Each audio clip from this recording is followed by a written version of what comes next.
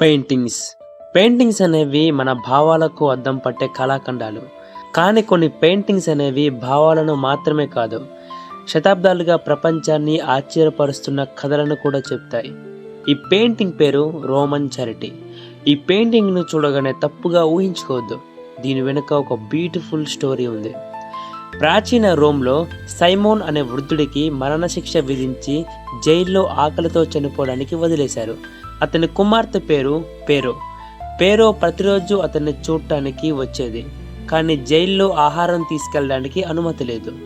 తన తండ్రిని బ్రతికించడానికి ఆమె తన పాలను తండ్రికి ఇచ్చి రహస్యంగా పోషించేది. జైలు సిబ్బంది ఇది గమనించినప్పుడు ఆమె చూపిన త్యాగం, ప్రేమకు ఆశ్చర్యపోయి చివరకు తండ్రిని క్షమించారనే కథ చెబుతుంది.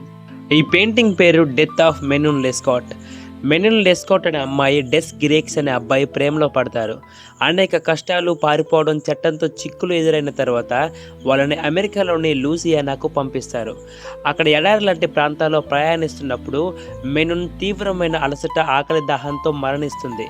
ఆమె ప్రేమికుడు అయిన డెస్ గిరేక్స్ తీవ్ర విషాదంలో ఆమెను పూడ్చిపెడతాడు. ఈ పెయింటింగ్ పేరు ది లవర్స్ అనే పెయింటింగ్లో ఇద్దరు ప్రేమికులు ముద్దు పెట్టుకుంటున్నారు. కానీ వాళ్ళ ముఖాలు తెల్లటి గుడ్డతో కప్పబడి ఉన్నాయి. ఈ పెయింటింగ్ అర్థం గురించి అనేక అభిప్రాయాలు కూడా ఉన్నాయి. మనం ఒకరిని ప్రేమించినా వారిని పూర్తిగా అర్థం చేసుకోలేమని సూచిస్తుందని కొంతమంది భావిస్తారు. ప్రేమలో వాళ్ళ మధ్య బలమైన అనుబంధం ఉన్నా ఇద్దరి మధ్య ఎప్పుడు కొంత రహస్యం మిగిలి ఉంటుందని మరికొంతమంది అంటారు.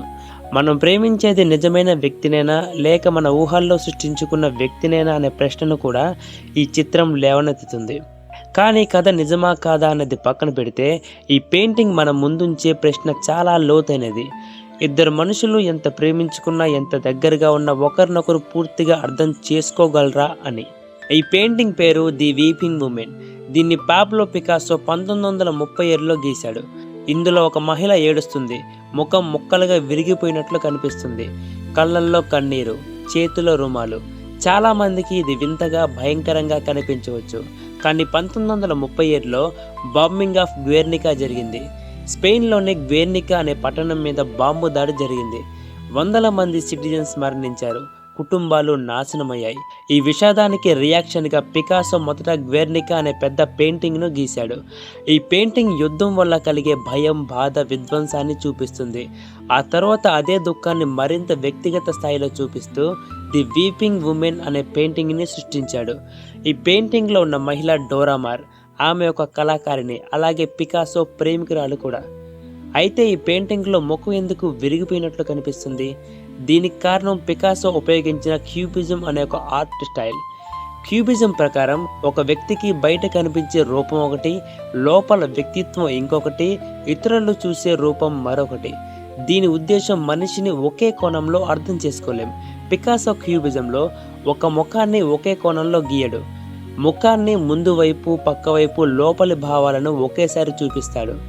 అందుకే ముఖం అనేక భాగాలుగా విరిగిపోయినట్లు కనిపిస్తుంది. అలాగే సాధారణంగా ఏడుస్తున్న ముఖాన్ని గీస్తే బాధలో కొంత మాత్రమే కనిపిస్తుంది.